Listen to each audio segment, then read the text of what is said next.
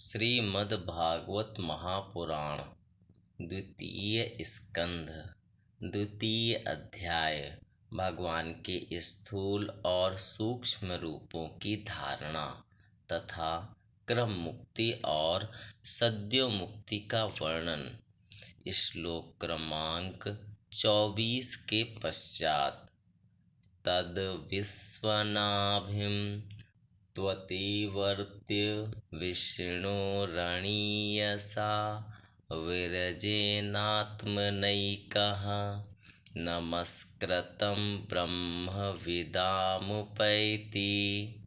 कल्पायुषो यद् विबुधारमन्ते अथो अनन्तस्य मुखानलेन दन्दह्यमानं सनिरीक्ष्य विश्वं निर्यातिसिद्धेश्वरजुष्टधिष्ण्यं यद्द्वैपाराध्यं तदुपारमेष्ठ्यं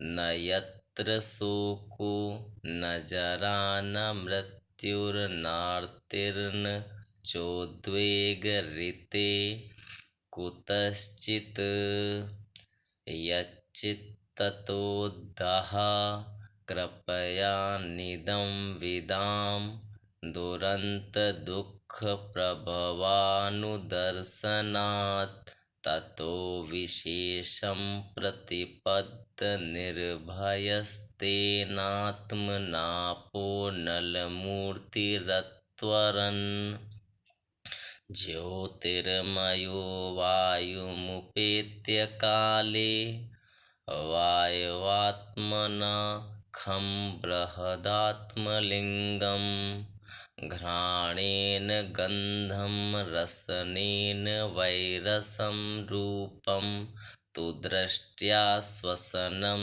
त्वचैव श्रोत्रेण चोपेत्य नभो गुणत्वं प्राणेन चाकूतिमुपैति योगी।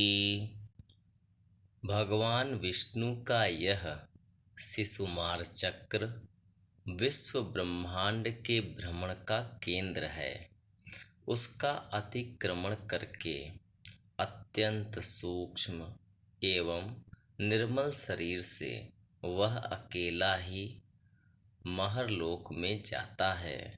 वह लोक ब्रह्मवेत्ताओं के द्वारा भी वंदित है और उसमें कल्प पर्यंत जीवित रहने वाले देवता विहार करते रहते हैं।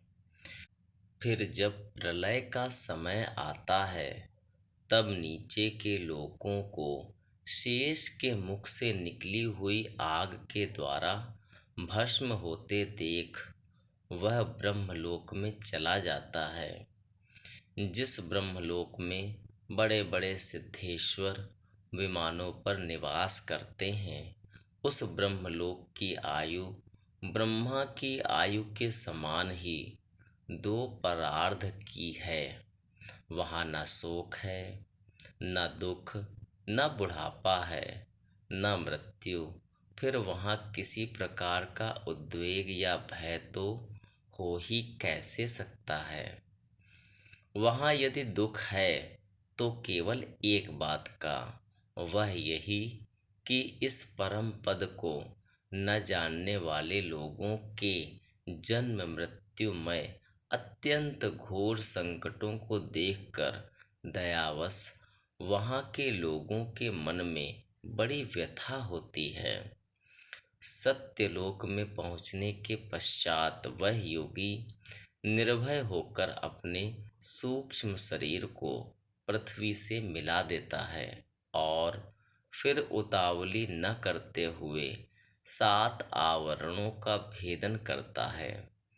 पृथ्वी रूप से जल को और जल रूप से अग्निमय आवरणों को प्राप्त होकर वह ज्योति रूप से वायु रूप आवरण में आ जाता है और वहाँ से समय पर ब्रह्म की अनंतता का बोध कराने वाले आकाश रूप आवरण को प्राप्त करता है।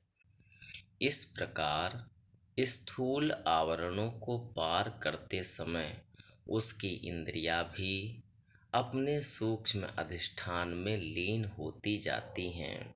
घ्राणेन्द्रिय गंध तन्मात्रा में, रसना रस तन्मात्रा में, नेत्र रूप तन्मात्रा में, त्वचा स्पर्श तन्मात्रा में, श्रोत्र शब्द तन्मात्रा में और कर्मेंद्रियां अपनी अपनी क्रिया शक्ति में मिलकर अपने अपने सूक्ष्म स्वरूप को प्राप्त हो जाती हैं।